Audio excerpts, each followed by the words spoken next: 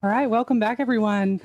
Wow, Bill, we have another guest here. Yeah, live in the studio. Zarina, say hello. Hi everybody, I'm Zarina. And I've been struggling with your last name. It's Zabrisky. Zabrisky. Right. That's beautiful. There's a movie, Zabrisky Point, which is written and spelled in a different way, but sounds the same. Zabrisky, Zarina Zabrisky. And Zarina, where are you from? I'm from Russia. I'm not quite sure what is the formal name of this country anymore, but known as Russia. And when did you come to the United States? I suppose I was young enough not to remember and old enough to keep my accent. A while ago. That's wonderful. And we met through a friend in common, Tom Mitchell, and you are part of an organization called Lip Service West. And it's a literary group that, tell us a little bit about Lip Service West and some of the other things that you do here in the Bay. Oh yeah, I'd be very happy to tell you. I'm not officially a part of it, although I would love to be a part of it. My bad. It's the reading series that I suppose one of the best reading series, although it's pretty hard to pin one. There's so many in San Francisco. San Francisco is a literary mecca, so they do true gritty stories. So I just read for them one time and fell in love with them. They're wonderful. And the organizers fell in love with you as well. You have a very unique and distinct voice as far as your writing goes and your experience in life. You've done all kinds of things. What are some of the jobs that you've held down in your world?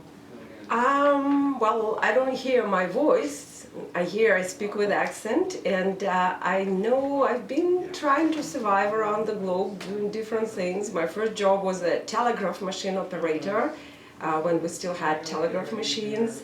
I was modeling different things, including fur coats, and modeling at a cemetery one time when it was raining.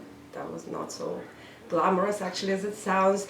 I did some high-profile job. I was once CBS News business manager. It was kind of cool, but really boring. So I figured out that finance and business really not my area. I did some other things too, like kickboxing, instructing, and Russian doll painting and whatnot. And now all of these things, such a diverse backdrop to your writing, all of these things must bring you inspiration. And that's one of the things that I was interested in is you have a novel right now that is potentially, it's out with a couple, you might be publishing it soon. It's called We Monsters. And you have a piece that you brought in that you were going to read a little bit from. Is that correct? So. Yeah, I'd be happy to read from it. It's way too early to talk about anything. The Russians are very superstitious. I'm not going into any details, but I would be very happy to read a piece from it and about it, so you can get some idea. Yeah, I'd love to hear a little bit of what you've got. All right. Yeah. Thank you. This piece is called The Interview. My last novel was about a soccer mom who moonlights as a dominatrix.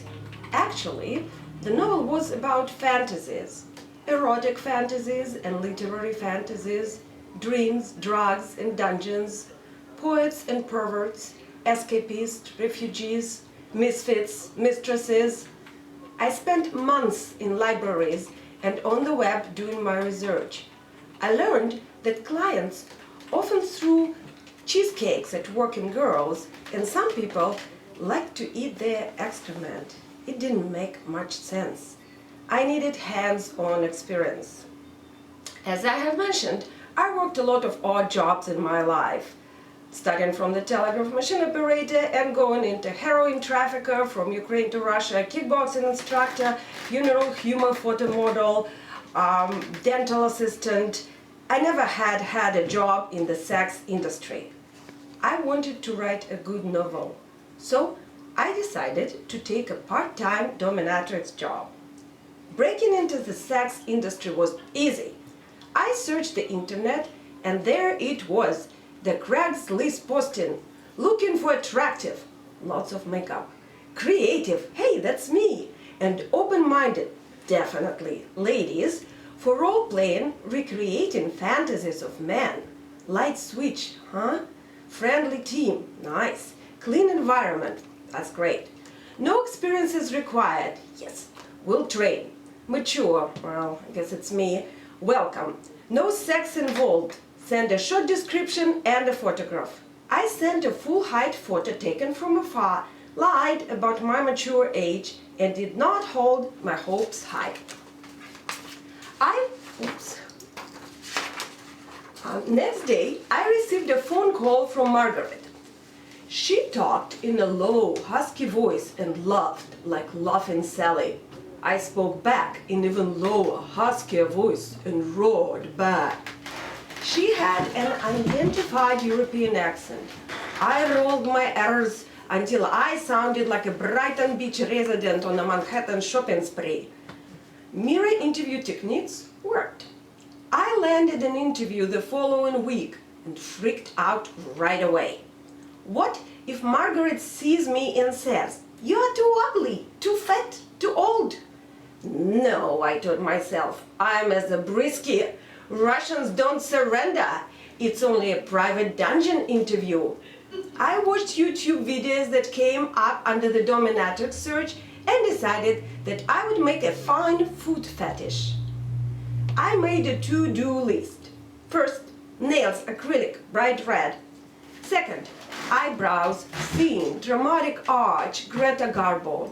3, haircut, hair color, make it bright red. 4, fake tan, spray. 5, babysitter, extended hours. 6, clothes shopping, Goodwill, garter belt, stockings, shoes, sexy bra, leather. 7, makeup, dramatic, think drag queens. By the time I crossed out the last items, I was nauseous. I still was nauseous when I arrived to the dungeon. I wore jeans and a sweatshirt as instructed, but slipped on a pair of skyscraper platform sandals from Goodwill. My hands shook as I rang the bell of a pink Victorian house. The door opened. A stooped old woman barely reached my shoulder. She did not look like a YouTube dominatrix. Sports pants, soft warm boots, a giant mole on the side of her hooked nose, faded eyes. "Come on," she said. I followed her into the living room. A fireplace with a Walmart Art Deco vase on a mantel, 2 aged armchairs, a tired sofa, desk, a computer, bookshelves, an impressive shelf dedicated to psychology, Freud, Jung, clinical psychiatry manuals. The next 2 hours, Margaret smoked and talked. Her actual name turned out to be Lizzie. Lizzie loved my accent. According to her, it raised my value. "Americans love everything exotic," said Lizzie. "French pastry, Italian shoes, and Russian whores." "I guess," I said. Lizzie gave me an overview of the job. I took notes. Clients are perverts. Statistically, perverts account for only 10% of general population. That's bad. However, perverts are obsessive-compulsive, so they keep coming back regularly. That's good. They are overachievers and they have high-paid jobs. That's also good. They are under a lot of stress. Good. They have no fun in their lives. Good. Some of them are a real pain in the ass and really hard to deal with. Bad, but what can you do? Just to give you an example, the same guy wants to be tied up to the same fucking chair for 35 fucking years, said Lizzie. It pushed the fuck out of me. Notes. As a dominatrix, you do not cure them of their obsession. You can. You make them come back for more, because it's your bread and butter. Most clients think that they can take lots of pain, said Lizzie. So we tell them they can. They actually can't, but it's their fantasy. We tell them whatever they want to hear. We're here to live their fantasy. This job is 50% psychology. I have PhD in psychology. It helps. What is the other 50%, I asked. Acting. I took psychology in college, I said, but not acting. Never mind, said Lizzie. It's common sense. Perverts want to think they're really nice guys. So we tell them that, okay? Okay, I said. They are all married. They don't get along with their wives. They generally don't have very understanding wives.